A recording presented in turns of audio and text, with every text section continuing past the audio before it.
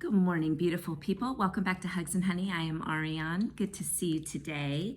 It's Wednesday, hump day. Here we go on Wednesday. Happy Wednesday. We got the June gloom here at the beach again, and I love it. I really love it. It just makes for such a moody, kind of romantic atmosphere.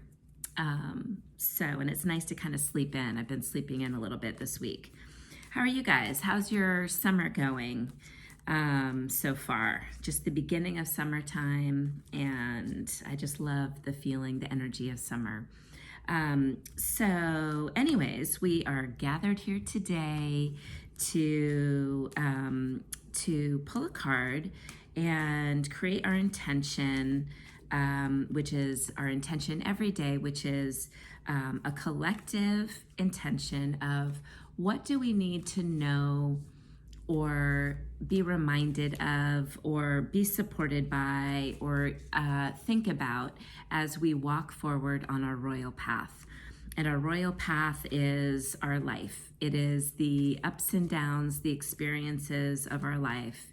And we all have very similar experiences in many ways in our lives, and oftentimes we can feel alone, like we're walking alone in life, and it can be really scary sometimes.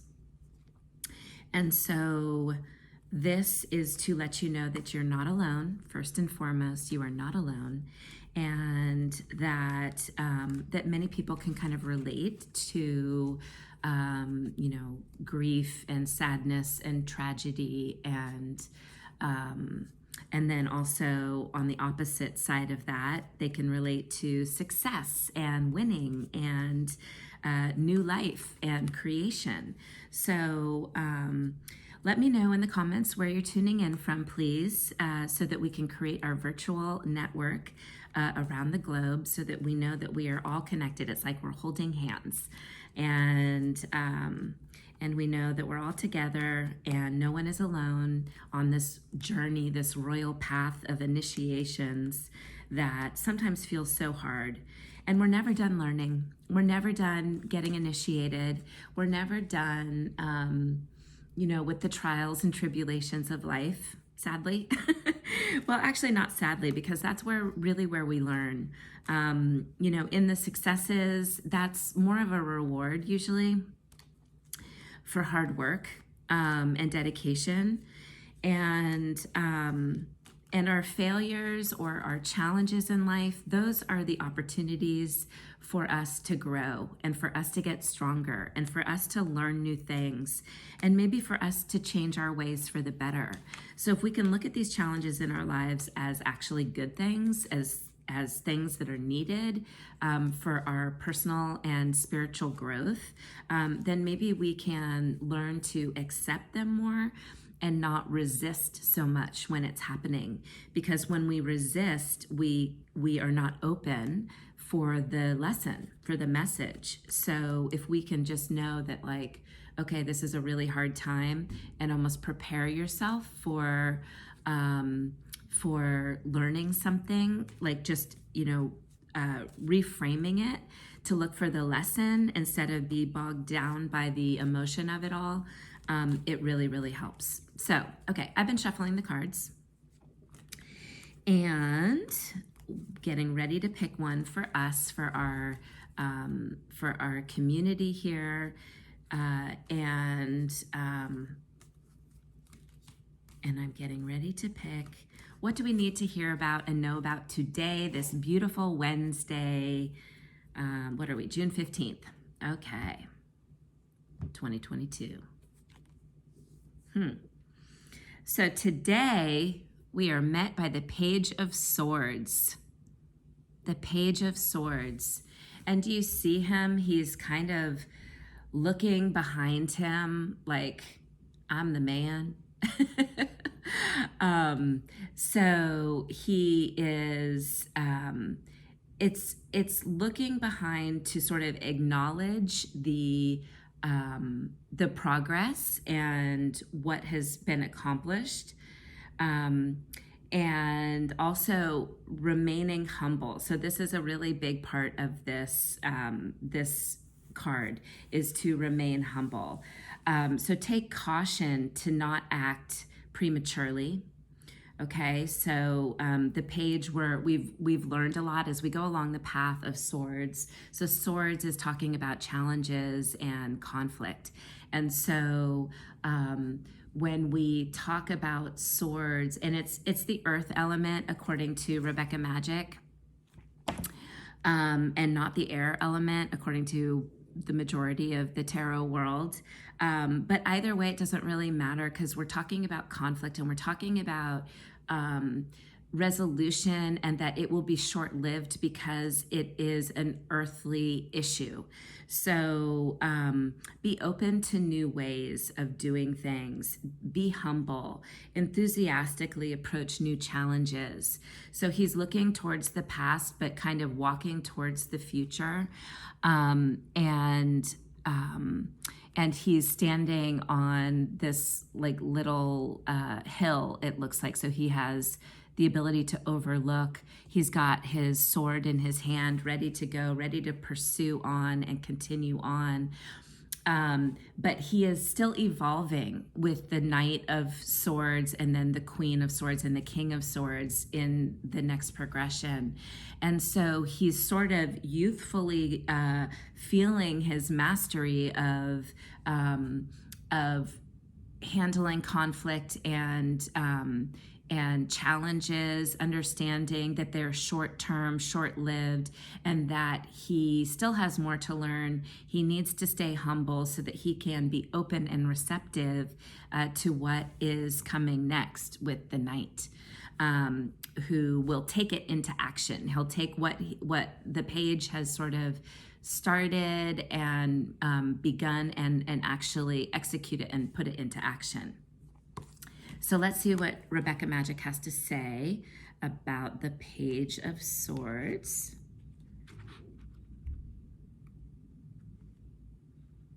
Okay, inspiration within challenge. Be open to new ways of approaching current challenges. Take caution to not act prematurely, yet be ready to face any challenge head on. Remain humble as you enthusiastically approach new challenges, eager to learn the lessons that life is now bringing your way. I love that, because we were just talking about the Royal Path before I even pulled this card, and just staying open to learning a new way, not being resistant. And so that works beautifully with what we just said right before I pulled that card. And now I'm going to go to the Divine Your Dinner cookbook, because I just think this is such a fun pairing of these two sources to kind of really round out our readings. I just think it's super fun. I hope you guys do too. Let me know what you think about the cookbook edition, and how you feel about it, because I really like it.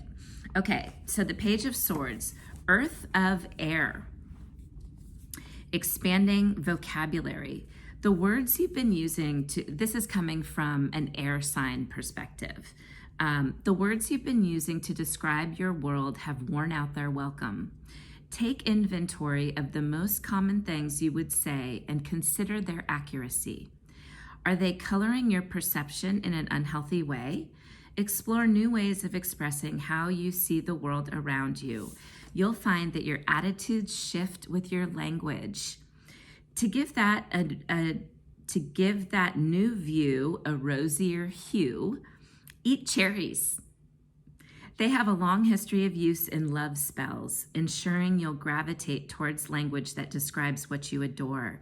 Dress them up for a garden party in this cherry lime icebox cake. The lime and vanilla are excellent co-conspirators. Oh, this is cool. So it's kind of like a layered cake, cherry cake. And there you go. There's the recipe, cherry lime icebox cake. So that is what they are recommending for the Page of Swords, which I love. And I just kind of wanted to quickly go back to what they're saying here as far as the words that you use to describe your world. And how important that is, because words are energy, and each word that you use and each thought that you have has an energy that creates a vibration inside of your body. Happy thoughts, and therefore happy words, create a lighter, higher vibrating energy inside of your body. It's a frequency.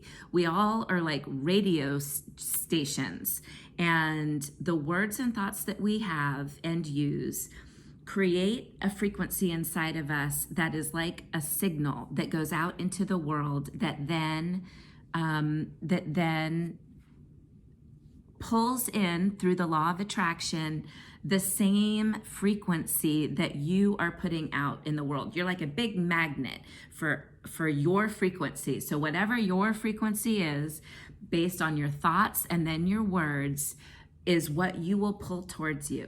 So we really want to be careful about what we're thinking about, how we're thinking about these things, because everyone has challenges, but some people, like at the beginning of this conversation, some people look at them as opportunities and as they're being open to lessons, and other people get really grumpy and sad and can't look at things like that. They get bogged down with the weight of negative thoughts or heavy thoughts.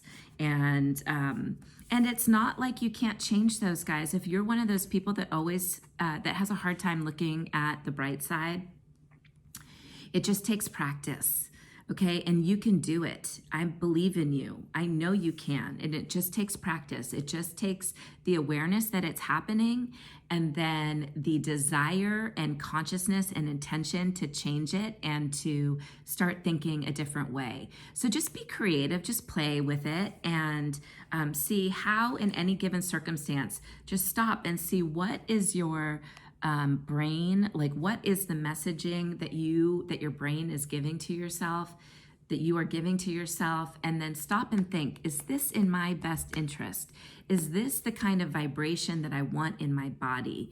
And sometimes life happens to us and we can't really change what happens outside, and it's going to change the vibration in our body. It just does. But it's our job and responsibility to become conscious of what that circumstance or event did to us, so that we can then take charge of our thoughts, reframe it, start to be open and optimistic and looking for the lessons, and just see what happens in life when we start to do that. Just see what happens to your life and what you start to bring towards you, like the big magnet that you are, like we all are. We're all energy. All of us are energy. We're electromagnetic beings. And so we have to remember that we have to make sure our energy is clean and clear and vibrating at the frequency that we want, that is healthiest and best for us. Because when we do that, it's healthiest and best for everyone around us, and we're inspiring everyone to be thinking about their energy and the words that they use and the thoughts that they think, and just remembering that everything is short term. You will get past it. It will change. This is not going to be like this forever. And walk forward with confidence, yet humility, and good thoughts. Okay, guys? I hope you enjoyed that today. I see you, I hear you, I'm here for you, and I love you. I'll see you tomorrow. Bye.